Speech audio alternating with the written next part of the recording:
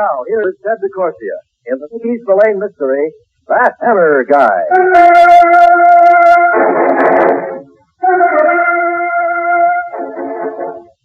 You're not a poetic guy, at least you won't admit to it around the joints where you hang out.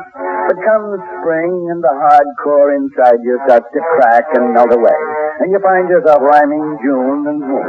And like they say, in the springtime a guy's fancy turns to thoughts of lighter things. Right now your fancy is turning to the lightest thing in your life. Your girl Friday Zelda, who's the juiciest looking dame to you any day of the week. You've got an hour to slaughter before you date with her, and you amble through Central Park. You spot the couples and clinches, and you're hoping that the warm evening breeze will melt that final wall of resistance felt always hides behind. You're walking along a dim-lit path, creating exciting fantasies in your mind when you hear the voice. I beg your pardon. The dame is sitting on a bench alone, almost hidden in the shadow. Her voice has a pleasant, tickling effect on your ears. Naturally, you're curious about the rest of it. You got time, so you walk over to her. My lighter's in a stubborn use. Could you help me? You strike a match, and the light wipes away the shadows. You like what you see. You like it so much you gawk like a hick kid who sees a sideshow dance act for the first time. You'd better be careful. Huh? The match. You burn your fingers. The match? Oh, the match. Yeah, thanks. Thank you.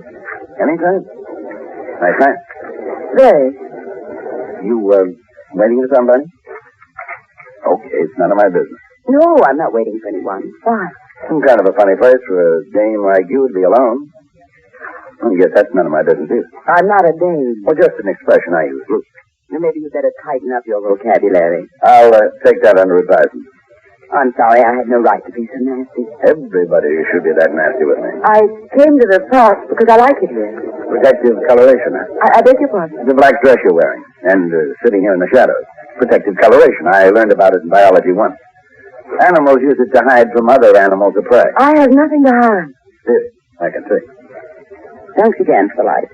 Perhaps it missed, huh? Now, so long. Oh, wait. Yeah? You don't have to go if you don't want to. Well, I wasn't really. You're pretty sure of yourself, aren't you? I've been known to make mistakes. Well, it might be a big one. I'll take my chances. A gambler? When the art's direct. I like you. You're direct. My name is Marcia Bowman. I like you, but you're not direct. I know what you mean. I mean, you're lying. What? About your name. What are you talking about? Your last name. It's not Bowen. No, then what is it? You tell me. Just what sort of a game is this? Suppose you tell me that, too. Now, excuse me. Look, I'm no cop. I'm not going to blow the whistle on you. You think When I lit your cigarette, I saw the monogram on your bag. The initials were M.J., and Bowman doesn't begin with J, even on a loose vocabulary, does it? I'm sorry I was nice to you. No, you're not. You want me here with you. That's the idea, isn't it? Where did you get that silly idea? You want me here because you're in some kind of a jam. Ridiculous. You don't know what you're talking about. You know I do. Why are you sitting here in the dark? Why'd you give me that phony name? That doesn't keep us safe. Maybe this will. Dad, you let go. You do that back to me, I'll scream. Go ahead. Yell your head off. You. Here's what I was talking about. This gun. A 45 is kind of big to carry around in such a small purse, so is that the latest Parisian style? You give me that gun. Maybe after we talk. You give it to me or I'll get the police. You do, and you'll have to show them a license. The cops are real fussy about things like that. Now, what about that talk? It wouldn't interest you. Try me and see. All right, but do you mind if I light another cigarette first? When you hold up another match for her, you see her hand shake like a Model T going over a rough road, and the muscles in her face draw tight. You flick out the match and wait for her to begin. But you don't even hear her get to the first word.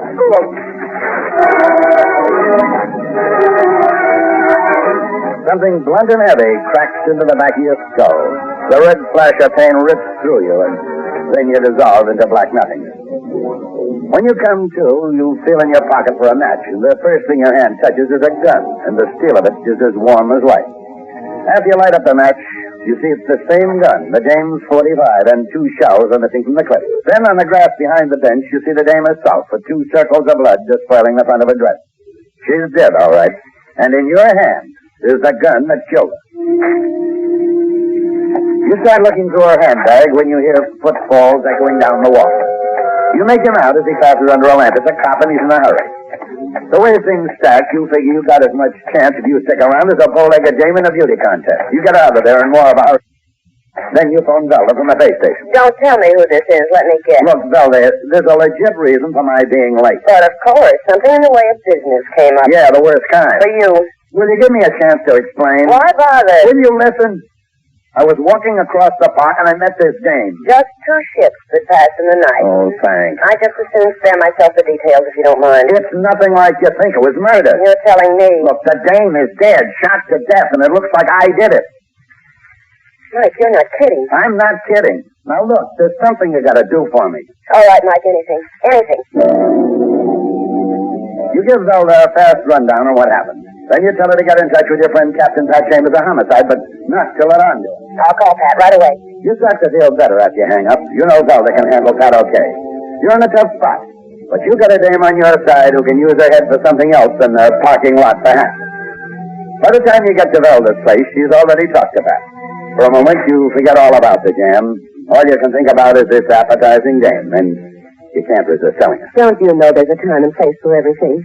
We've got the place, and there's always time. Oh, what am I going to do with you anyway? Anything you want, you know it. Well, right now, I want you out of this mess. Mike, you never should have run away. Well, I told you, Zelda, the odds were stacked against me. I was a sitting pigeon. You could have explained anything to Pat. He's your friend. He's also a cop. And the way things were, he'd have been as official as me as that badge he wears. What else did Pat tell you? Just what I told you. Nothing on her identification? They're making a fingerprint check. You sure her first name is Marcia? No, but it could be. And according to the monogram on that handbag, her last name began with a J. No idea why she was killed. I told you, I just met her. Well, all right. You don't have to holler at me. Would you act like you still don't believe me? I want to, Mike. You can. It isn't going to be easy. Believing me? Finding the killer, there's nothing to go on. Just one thing. What? Found this watch in her pocketbook when I yanked out the gun. It was the only other thing in there. Women don't usually carry a watch like that. Yeah, but men do. And there's this inscription on the inside. To GN with a left from MJ, 1953. MJ, the girl's initials. Yeah. Yeah, something, Mike. Could be more. If I can trace it to the store where it was bought. Oh, wait. What? Something I forgot. Pat did say they had some chance of cracking the case. It's lucky you left that gun at the scene of the crime. The serial number? No, the serial number was filed off. Then... They did find fingerprints on the gun. That should help. Oh, yeah, great help. It'll help lead Pat right straight to me. 100 to 1, those prints on the gun are mine.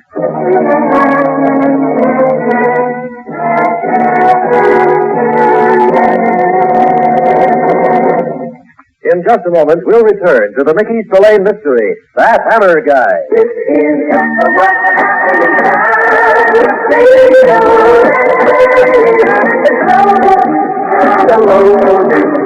music for all of the accents and sound of radio. So what's happening now? This is the what radio. That's where it is. The music and hear it. Starting people yes, you feel it all around. Radio. So what's happening now? What happened gets around on radio. So what's happening now? Radio. So what's happening now? And now, back to the Mickey Spillane mystery, That Hammer Guy. So you're off and running in another rat race, only this time it's yourself you're trying to keep out of the trap. And so far, the only thing that's going to keep it from closing on you is that man's watch you got out of the dead dame's handbag. You and Zelda do a tracking job. 2 days later, you trace the watch to a jewelry store in Madison Avenue. And from there, the trail leads to the Elms, a roadhouse up in Westchester where the right connections will get you into the back room, where the suckers flirt with Lady Luck on the green silk card and dice table. It's 9 p.m. when you amble into the joint, and you're greeted by a bamboo blonde who looks like she just stepped down from the GI's pinup collection. Hello. The way she says that is intended to make you feel like you're the last guy on earth. You're alone. Hello. I'm Dorothy Peters. Maybe I can help. I wouldn't be surprised, Dorothy. I'm here to help. Do what I can to light my patrons' evening. And pocketbooks, too. Now, that is a crude enough. Oh, I'm a good guy. I like a man who doesn't pull his punches. Actually, I like a dame who can take it. Father, we get along fine. Only time will tell. I have all evening. I wish I did. You know what hates me? Maybe we'll talk about the pros and cons of that later. Well, there's a cozy table over there in the corner. Why not talk about it now? Because right now, there's some talking I want to do with Ted Beckley, the character who runs this joint. Oh, he's expecting you? Mm-hmm. Ted's busy, I know.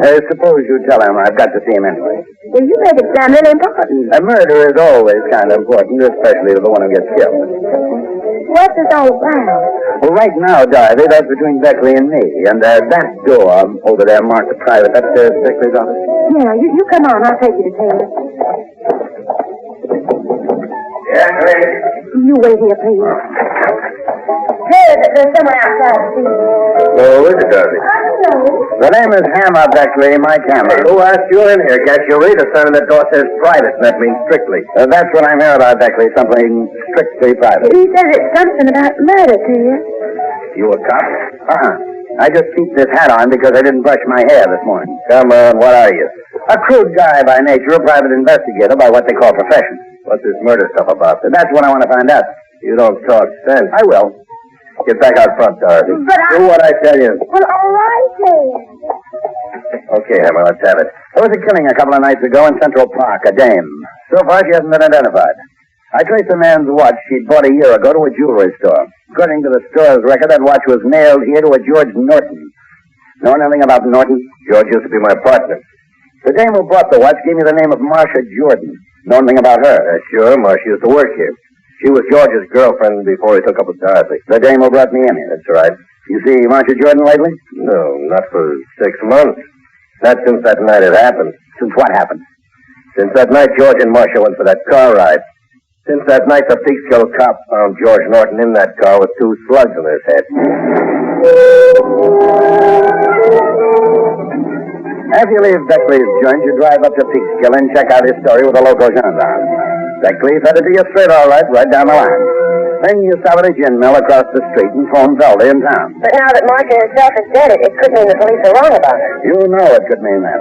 It could mean that she kept herself under wraps for 6 months to save her own skin. What now, Mike? What now? You feel as useless as a deep freeze in an igloo. You tell Zelda you'll see her at the office in the morning. All right, Mike, but take it easy, caller. Zelda knows you. She knows the frustration leads you to the bottle. You hang up, not making any empty promises. Then you go over to the bar and order a double berth. Mind if I join you? You tell the little guy with a mouthful of gleaming white choppers that you do mind. To be alone, that is bad enough. To be alone and unhappy, that is terrible. Look, if I want my fortune told, I'll go to a gypsy zero. I only trying to be friendly. I got enough friends. And perhaps enemies too, huh? Hey, you like that music? Yeah, rumba. I put the money in a machine to play that. Yeah, rumba. My favorite. I always play that one. For 5 cents, you can recapture a memory. A song. One song can mean so much in your life. Look, whatever your name is... Carlos Gomez. And it's a pleasure to know you. That song, a sad memory. Even the moment I recapture it is not really mine. She was so beautiful, like a star, but she could never be mine. I danced with her only once to that song. I think inside she laughed at me. I was so nervous and so clumsy. But I didn't care if she left. I would have done anything for her. Anything she asked, no matter what she thought of me. Beautiful, like a star. Can you understand what I mean? Yeah, maybe I can, but what's the difference? Oh, it is especially important that you understand. Why me? Because perhaps in a way you can do something for her which I can't. Why should I do anything for her, whoever she is? Because you will be doing it for yourself at the same time. She was Marcia Jordan. What? I follow you here. I overhear what you said at Beckley's place. I'm a waiter there. Waiter, but I'm a man too. None of them, they don't know what a man I am. They don't know nothing about me. Soon I will laugh at them. Out loud I will laugh. The Jordan dame. Every time I play that music, I close my eyes. I see myself dancing with her. That one dance.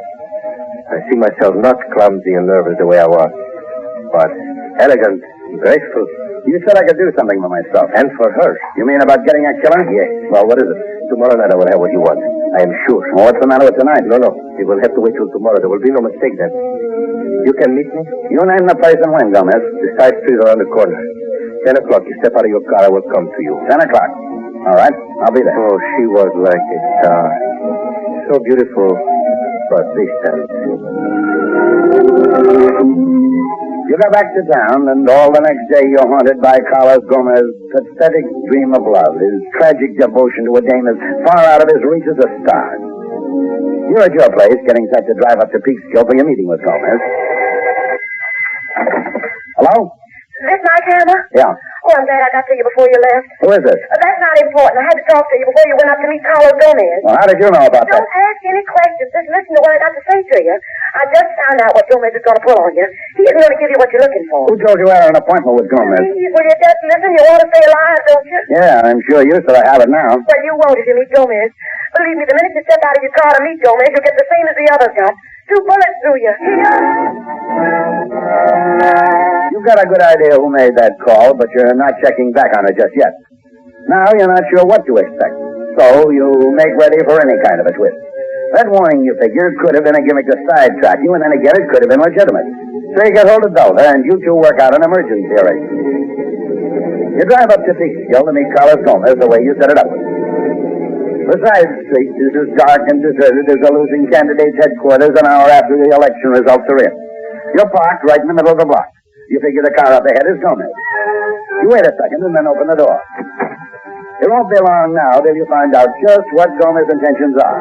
You lift the dressmaker's dummy from the seat beside you and push it on the sidewalk. Gomez makes his intentions known just 1 second later.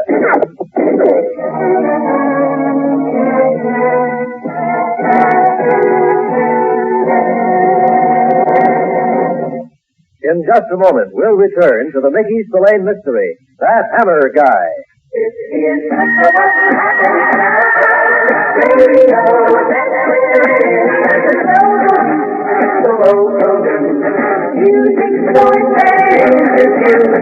All of the action and the sound on radio. So what's happening now?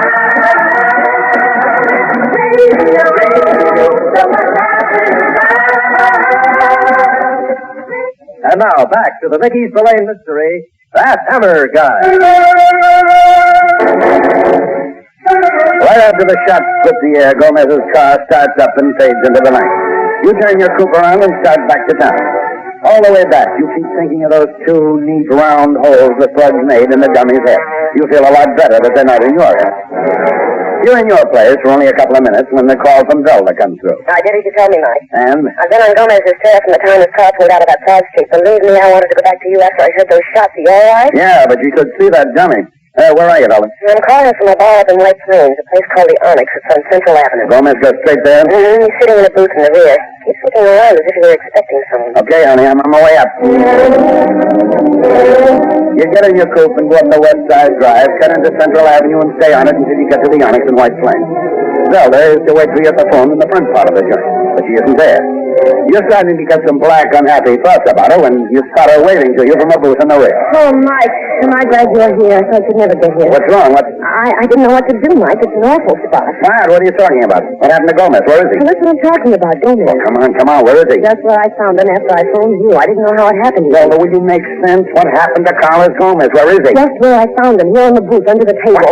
Look for yourself, Mike. He's dead.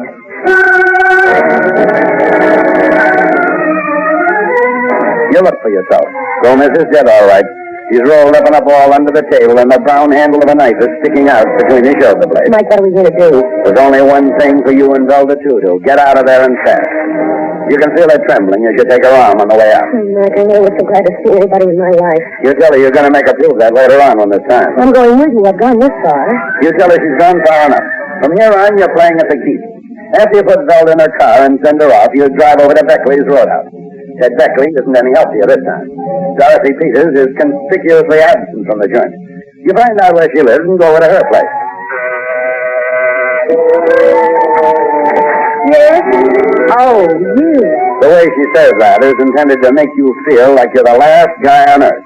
It's the last guy she wants to see. What are you on? First, I want to thank you for lightening my evening. I know what you're talking about. I'm talking about that phone call you made to me before I left for my appointment with Gomez. Phone call? Gomez, you're not making sense. According to the switchboard record downstairs, I'm making a lot of sense. You made a call to my number. So the least I can do is to thank you for my life. I'm curious. Why did you bother? Yes, Dorothy, why did you bother? Go ahead in, Hammer. This time I'm inviting you. I don't see how I can refuse your invitation, Beckley. I don't see how either. Well, it's great on this 45. Inside, both of you. So you weren't feeling well tonight, huh, Dorothy? Sick, so you couldn't come to work. Ted, You're going to be even sicker. I followed you here, Hammer. Failing me has turned out to be a sort of a national sport. I followed you because you gave me sort of a shock when you showed up at my place alive. You know what I mean? I can guess. Dorothy here doesn't have to guess. She knows. Don't you, Dorothy? Well, no, Sure I... she does, Hammer. She knows I had you tapped for the same place I sent George Norton. I had it set up nice and neat. Carlos Gomez was going to put on another shooting session for me, just like he did on Norton. But somebody tripped up me and Gomez. And it's a good thing Gomez isn't alive to hear about it. He'd be awfully disappointed. Gomez is dead? Didn't break my heart. I figured I didn't need him anymore. I had somebody pay him off at the Onyx Bar over in White Plains. Now to you, Dorothy. Somebody tipped Hammer off. That somebody was you. Oh, no, Ted, I wouldn't do anything like that. Besides, how would I know? You didn't tell me. Nobody knew about the deal I had with Gomez except you. But you didn't tell me, Ted. Right, I didn't. Well, then how could I know? I tried to figure out how Hammer got wise, and then I remembered. I remembered you were standing outside my office last night when Gomez walked out. You had your ear to the door. You heard what we said. All right, Ted, I heard. Well, I can say thanks again anyway, Dorothy. Why did you do it? Why? Martha Jordan. What? You wasn't a bad kid. You promised me, Ted, you wouldn't keep after her. You promised me as long as you kept the mouth closed about George Norton, you'd let her alone. What was she to you? Nothing. Just a nice kid. Too nice to get what she ended up with. What's the matter with you? Are you crazy?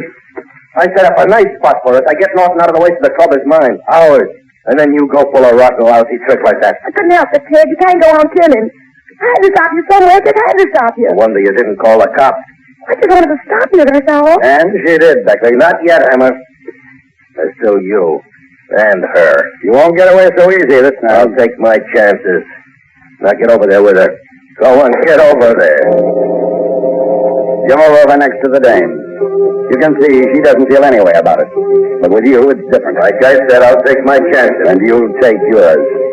You don't know just how, but you do know you don't have much of a choice. When the door buzzer starts to cough, you get an unexpected choice. Beckley takes his eyes off you for an instant, and in that instant, you take off with a flying leap head first. You hit him with all you've got, and the wind hisses out of him like gas is coming from a jet. He goes down and starts to roll on the floor like a lopsided apple. The gun is still in his hand, and he can still make a lot of trouble for you. So you bend over him, and with the back of your hand, back him right behind the ear. From then on, he's a sleeping rabbit. The buzzer is still sounding off. You go to the door and open it, and you find out the twins aren't finished for this evening yet. Well, it took you long enough to answer. Zelda glares at you like the schoolgirl that finds her boyfriend carving another kid's initials on a tree. I followed you because I thought you might need me, and what happens? I find you in another woman's apartment. You tell her you've never been so glad to see anybody in your life. You're going to have a job proving that. Everything is proven for you when you bring her in and show her back. On the way back to town, she tells you how sorry she is. I am right. I'm so sorry for Miss Beckman. But the way things stack up, you're not a bit sorry. Because that final wall of resistance, all that keeps between her and you, starts to crumble into beautiful dust.